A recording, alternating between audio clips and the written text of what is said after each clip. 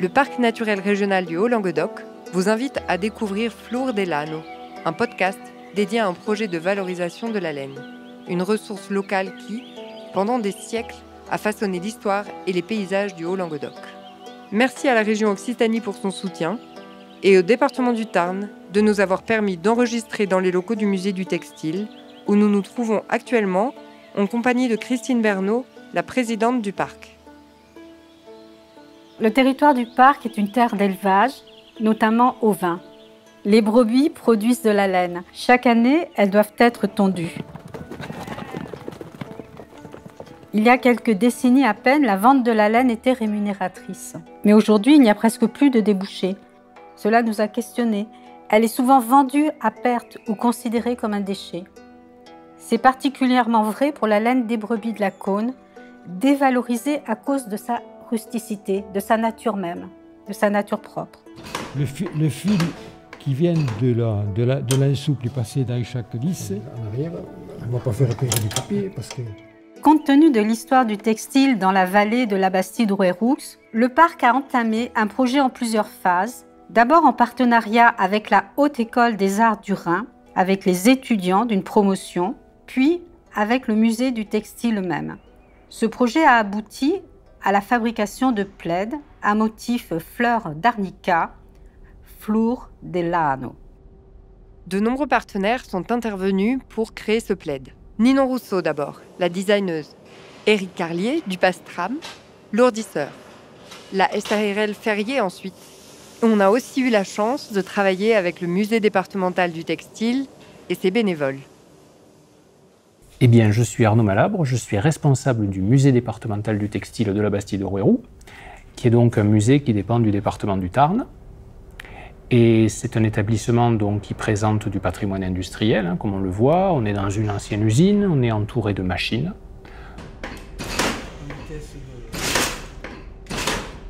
De croisière, ça donne ça fait du bruit. Alors là, on est dans la salle des métiers à tisser, donc c'est l'extension du bâtiment original de notre musée. Donc c'est un bâtiment qui au départ est conçu à la verticale, donc vers les années 1860. On est à proximité du cours d'eau, ça c'est indispensable pour l'activité textile, pas d'activité textile sans cours d'eau. L'eau qui sert comme solvant pour nettoyer la laine, qui sert comme composé pour les teintures, mais qui va aussi, bien sûr, être utilisé très tôt pour la force motrice, pour entraîner les machines. L'idée, ça a été de mobiliser, bon, on avait les machines, très bien, on a fait la machine, donc le métier d'ornier, pas de problème. On avait effectivement nos deux tisserands, Pierre et Raymond, qui se sont très bien entendus avec Ninon, parce que Ninon, tout de suite, avait abordé la question avec son savoir-faire avait pas négligé, si tu veux, la partie technique de la chose, donc ils se sont très vite compris.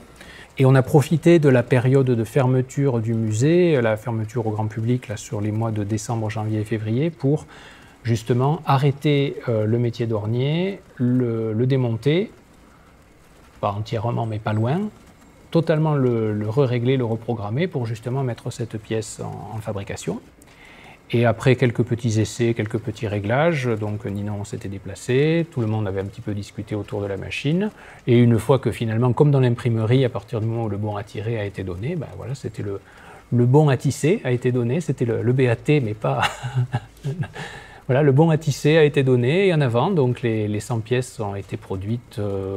Ça a pris quelques jours, mais finalement, une fois que c'était lancé, ça s'est relativement bien passé.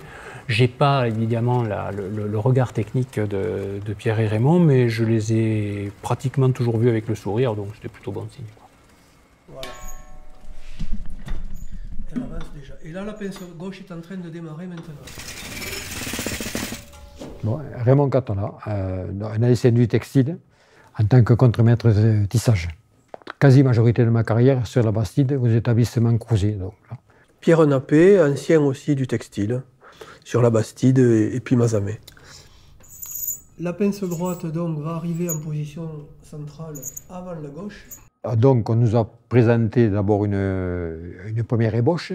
On est bénévole au musée du textile, donc on a été de suite partie prenante dans le projet. Puis on a plaisir à remettre les mains dans ce qu'on a fait toute la vie aussi, donc oui, voilà, c'est un plaisir. Donc il y a 56 poinçons qui permettent de... Voilà, donc alors on arme en fait les positions dont on a besoin. Tout fait un tour. Ouais, c'est bon. Là, vous avez 2 trous. 2 trous. Bon, disons que c'est déjà inhabituel, parce que c'est vrai que la laine de la cône n'est quasiment pas utilisée en tissage, hein. Un peu en isolation, pour la matelasserie, des choses comme ça. Mais en tissage, non. Donc c'était le côté original de la chose, quoi. Et puis après tout se tisse, quoi. J'ai entendu parler des anciens qui me disaient que pendant la guerre, où on manquait de tout, ils tissaient du genêt, de la fibre de genêt. Tout ce qui est nouveau, même si c'est pas forcément nouveau la laine de la cône, mais ça nous intéresse.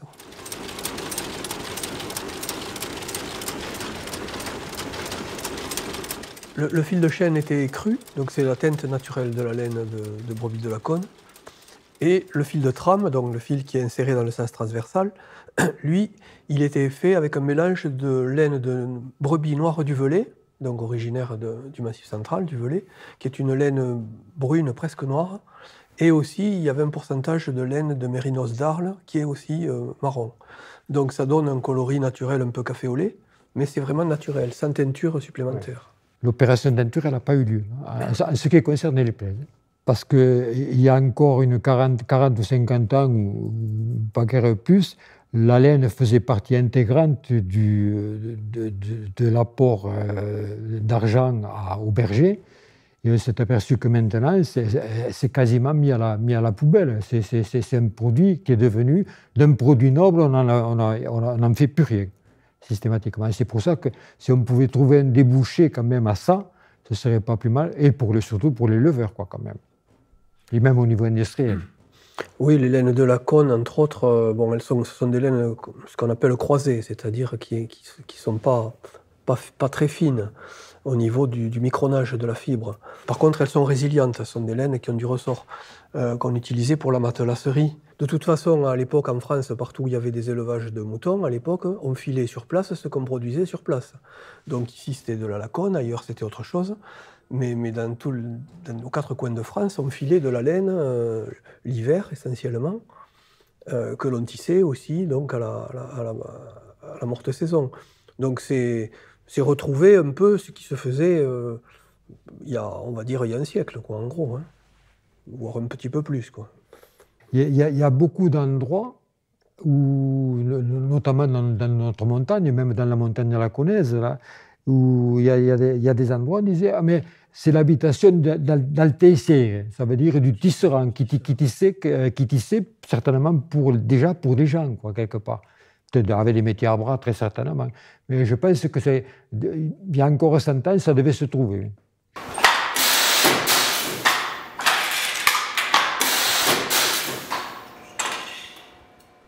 Sûr qu'à la Bastide, alors ce n'était pas l'industrie, mais la fabrication de tissus se faisait comme ça, de manière presque individuelle au début, où les gens, l'hiver, chez eux, filaient, tissaient, ou faisaient tisser chez un qui avait un métier à tisser et qui était plus spécialisé dans le tissage, avant que tout ça soit un peu industrialisé sous forme de fabrique.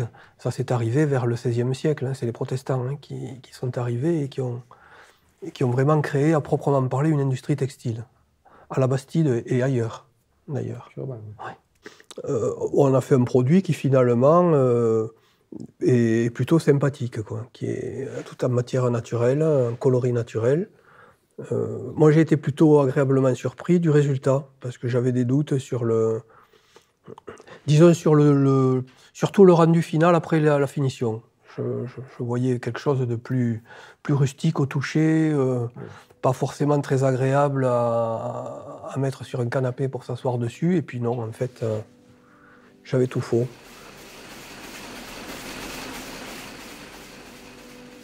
Alors c'est important, déjà, bon, il y a un intérêt documentaire, C'est un phénomène, grosso modo, qui a structuré le territoire pendant plus d'un siècle et demi.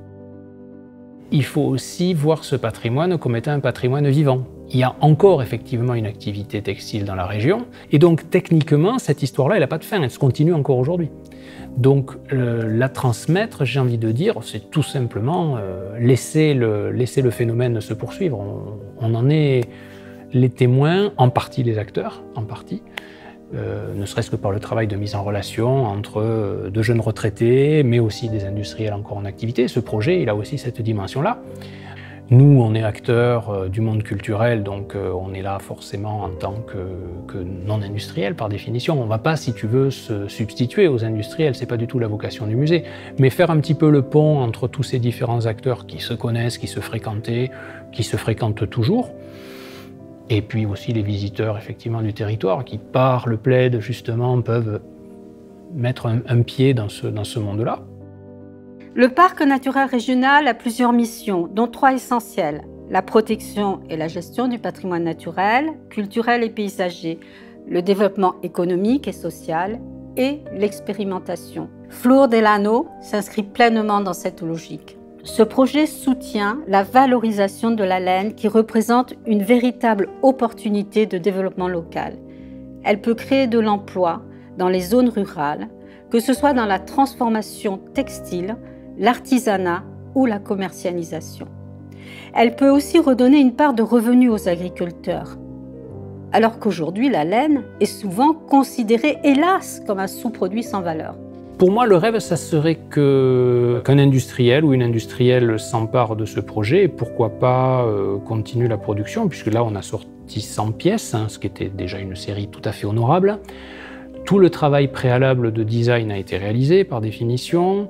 La traduction de ce design en fiche technique pour programmer les machines, c'est fait aussi. Tous les réglages ont été faits.